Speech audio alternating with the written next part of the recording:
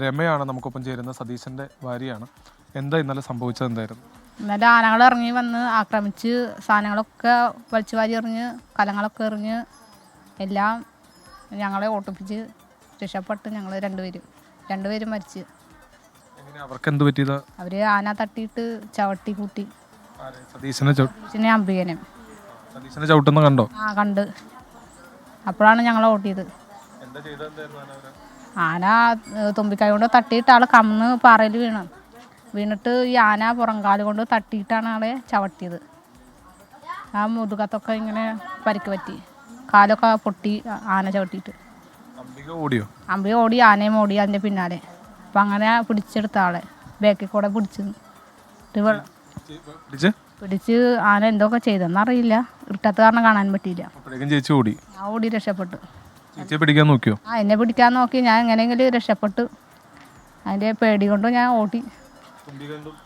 പിടിച്ച് എന്നെ ഇതേ പുറമടിച്ച് വെള്ളത്തിൽ വീണ് ഞാൻ. ആ വീണതോടെ ഞാൻ നീന്തി കയറിയ കരിയിൽ. തുമ്പി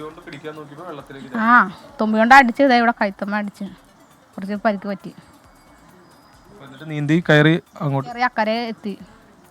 ഈറ്റക്കാട്ടിലോട്ട് കയറി ഞാൻ അതിൽ നിൽക്കായിരുന്നു. രവിചേട്ടൻ അത് താഴത്തെ കൂടെ ഇറങ്ങി ഓട്ടി വെള്ളത്തിൽ. ആളുടെ പിന്നാലെ ആന പോയി. ആൾക്ക് കുറച്ച് പരിക്കും പറ്റിയിട്ടുണ്ട്, കാലിലൊക്കെ പറ്റിയിട്ടുണ്ട്. കുറേ പേരുണ്ടായിരുന്നു, ഒരു 10-30 ആന ഉണ്ടാവും. ആ കൂട്ടം. അങ്ങനെ ഞങ്ങൾ ഓടി രക്ഷപ്പെട്ടാണ്. കാലത്താണ് വരുമ്പോഴാണ് ഇവര് ആക്രമിച്ചത് ഞങ്ങൾ കാണുന്നത്. ആനക്കൂട്ടായിരുന്നു. ഇതാണ് സംഭവിച്ചത്. ഇതാണ് ഈ അപകടത്തെക്കുറിച്ച് ഇപ്പോൾ നമ്മളോട് സംസാരിച്ചത് സതീഷിൻ്റെ ഭാര്യയാണ്. ഇവരെല്ലാവരെയും ആന പിടിക്കാനൊരു ശ്രമം നടത്തി, അതിനിടയിൽ ഓടി രക്ഷപ്പെടുകയായിരുന്നു എന്നുള്ളതാണ് പറയുന്നത്. സതീഷിനെ ആന കൃത്യമായി ചവിട്ടുന്നത് കണ്ടു, ആക്രമിക്കുന്നത് കണ്ടു എന്നുകൂടി. അതാണ് കാട്ടാനക്കൂട്ടം ആക്രമിച്ചു, ആന തന്നെയും ആക്രമിച്ചിട്ടുണ്ട് എന്നുള്ളതാണ് മരണമടഞ്ഞ സതീഷിന്റെ ഭാര്യ രമ പറഞ്ഞത്. ഇപ്പോൾ